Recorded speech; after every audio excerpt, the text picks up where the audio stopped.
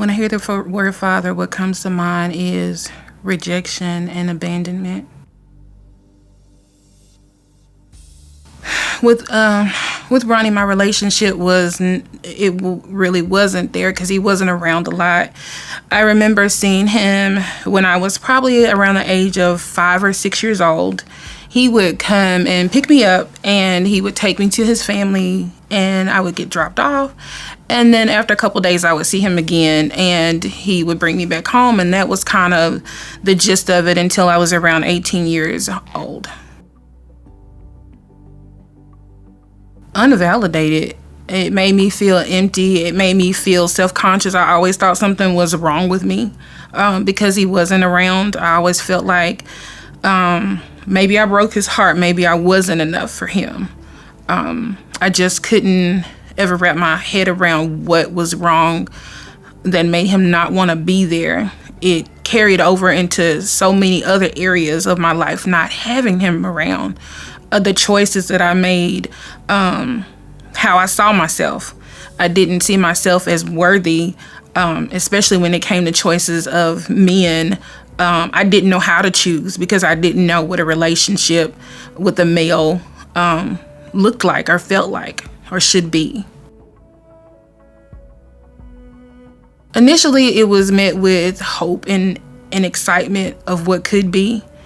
It ended with a lot of pain. It ended with a lot of, it just hurt. It wasn't what I thought. It wasn't, I didn't even think I deserved to be hurt that way. I wanted more from him.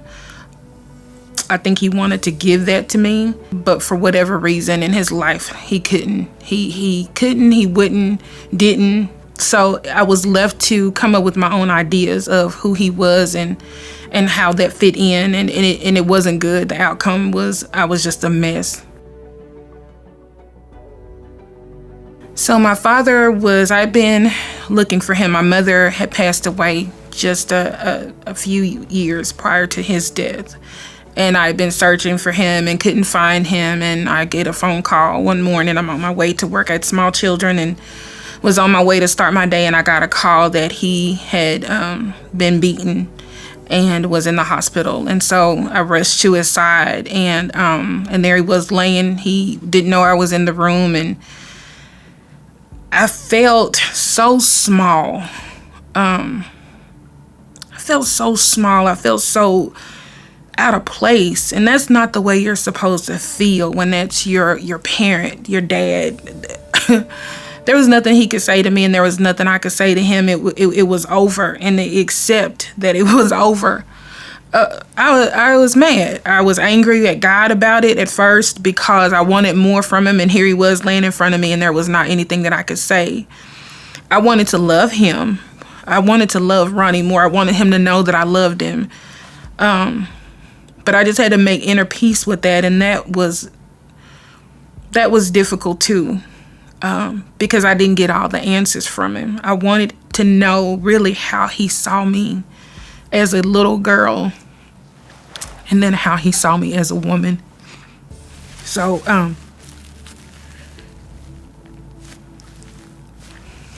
and so I have to live with the fact that I won't ever know that. But I also know that I want to forgive him and have forgiven him for not giving me that. God's heart is so pure, it's beautiful. And so God speaks of forgiveness with intent, great intent. And he has an expectation. His word says it, that if we do not forgive, he will not forgive us. And so I took that very seriously. And it's not about what we deserve. That's grace, and God gives a lot of that. And I gave that to Ronnie because I don't think he intentionally was not there. I don't think he wanted to not validate me. I don't think he wanted to not be there. It just was circumstances. And so I just wanted to be at peace in myself, knowing that God said I was okay. God said I was enough. And so I took God's words and what he thought of me and put them in place of what my dad should have said to me. And I made that enough. Because when you use Christ and his promises and you love him the way he loves you, it is more than enough. The place I am in now, I think, is more of a place of peace more than I ever have been when I think about Ronnie. I hold on to the one memory that he had when he wanted to throw me an 18th birthday party, and he was excited about family and friends being there on the lake. And I hold on to that because to me it shows that he wanted to do something good for me. And I know it sounds small, but the fact that he even showed desire to do something for his little girl is what I hold on tight to. I cherish that, and I cherish the person that I know he was. He wasn't a bad man. He just couldn't make the choices he needed to provide for certain areas of his life, and being a father was one of those.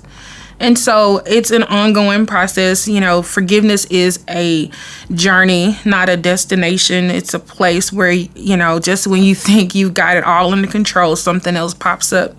But because I have faith and because I know that the Lord loves me, I know that anything that comes up, whether it's hard or maybe in a simple state, that I can handle that. I call him Ronnie because I can't even tell you who he was as a man. I don't even know him, the basic things about him. What was his favorite color? I don't know what he liked to do for fun. Did he like sports? And so to me, I don't know him. So I only know him by name, not in a relationship way. And so it's weird that I do that. I didn't even realize I did that, but I do that because I didn't know him enough to say that he was a father. I just think it's important to understand that you owe it to yourself to forgive. It's really about you. It's not about him and what he wasn't and what I wanted him to be. I thought it was. Forgiveness doesn't mean that you won't have emotions still of anger or resentment or abandonment. It's those things are still things I struggle with today. Especially when it comes to relationships with me, and I still struggle with that. But forgiveness is freeing for me. It's been the thing that has made me learn to love him even though he's gone. And that's good for me.